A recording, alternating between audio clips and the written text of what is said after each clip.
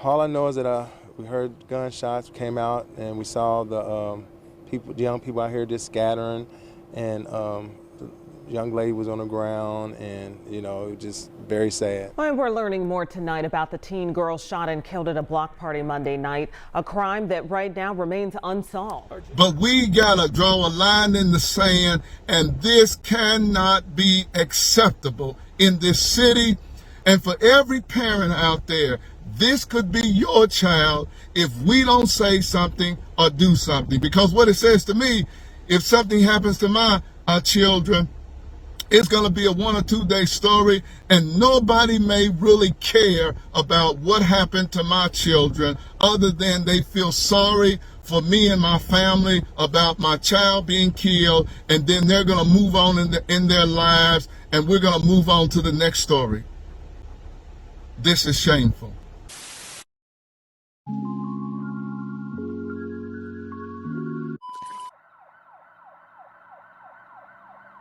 Sixteen-year-old Serenity Wilson was a joyful, intelligent, ambitious, and loving young girl.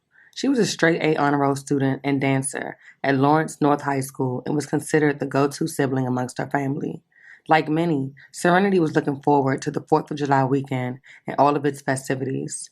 No one could have ever imagined that what was supposed to be an event filled with fun and laughs would quickly turn tragic. Just after 11 p.m. on July 3rd, the Indianapolis Metropolitan Police Department responded to Forest Manor Avenue and 32nd Street near Forest Manor Elementary School on the city's east side for reports of a shooting. Upon arrival, they would find multiple people suffering from gunshot wounds. Well, today we are learning more about a deadly shooting Monday night at a block party on the north side. Neighbors tell us the party centered around the I&D Big Time Fireworks store that's on 34th Street.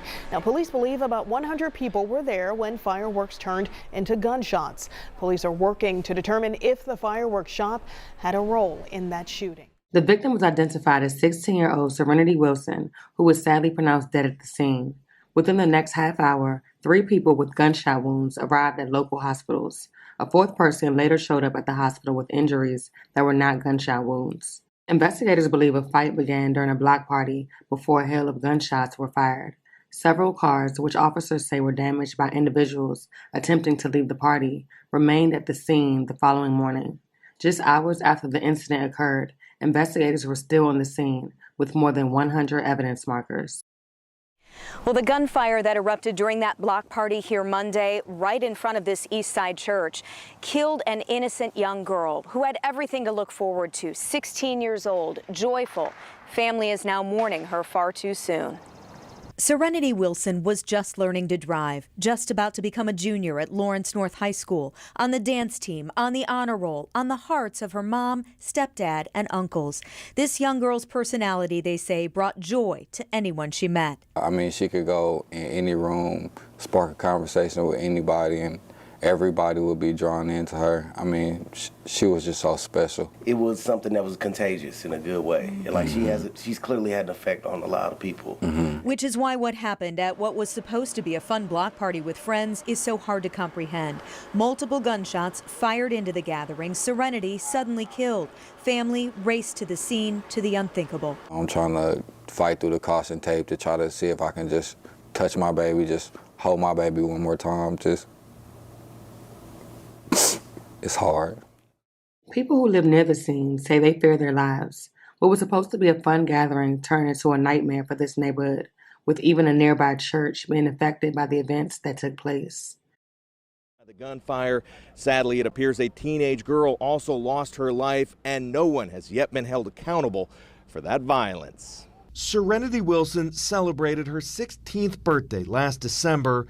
Tragically, her mother confirms the teen died Monday night when a large party on Forest Manor erupted into gunfire. All I know is that we heard gunshots, came out, and we saw the young people out here just scattering, and the young lady was on the ground, and it was just very sad. Pastor Donald Edwards spent the night trying to comfort the teen's family, even though his own church was also hit by at least 3 bullets, leaving a door and siding damaged. What they told me about it is she was a straight A student, and it just very sad. On Tuesday, more than 100 evidence markers filled the street where shell casings were found. Various cars were also damaged in crashes trying to flee the chaos, which left 4 other victims wounded. I heard a bunch of gunshots, a lot of screaming.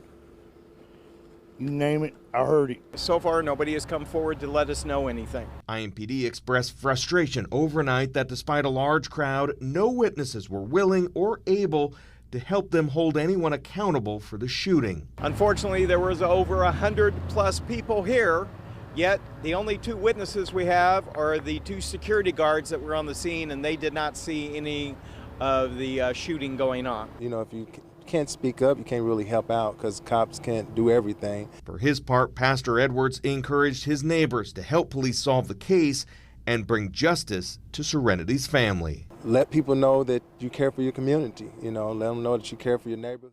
As of right now, no arrests have been made, and police did not share any suspect information. IMPD is asking anyone with information or video footage related to this incident to come forward. The case remains ongoing.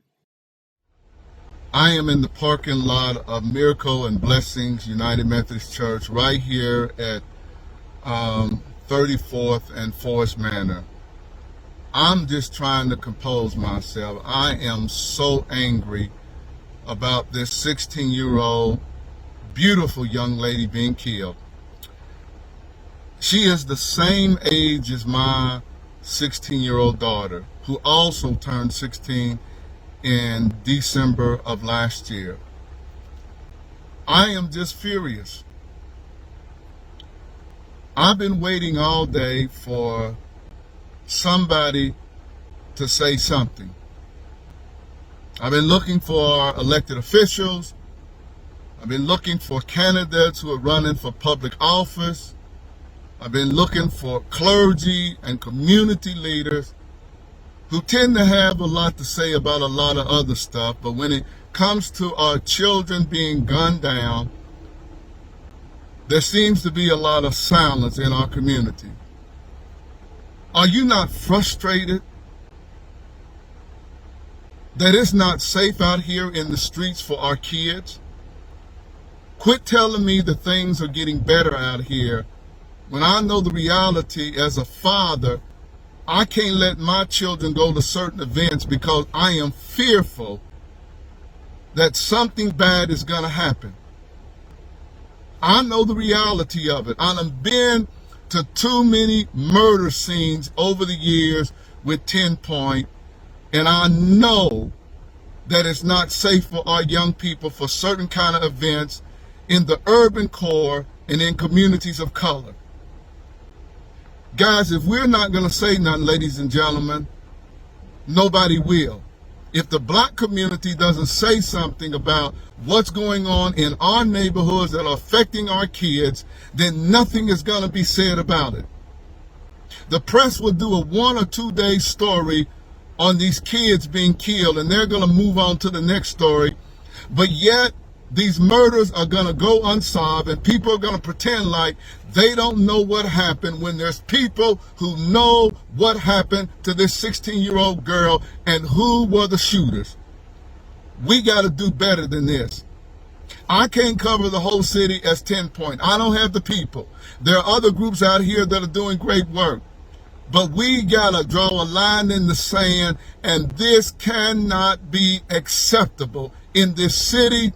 And for every parent out there, this could be your child if we don't say something or do something. Because what it says to me, if something happens to my children, it's going to be a 1 or 2 day story, and nobody may really care about what happened to my children other than they feel sorry for me and my family about my child being killed, and then they're going to move on in their lives, and we're going to move on to the next story. This is shameful.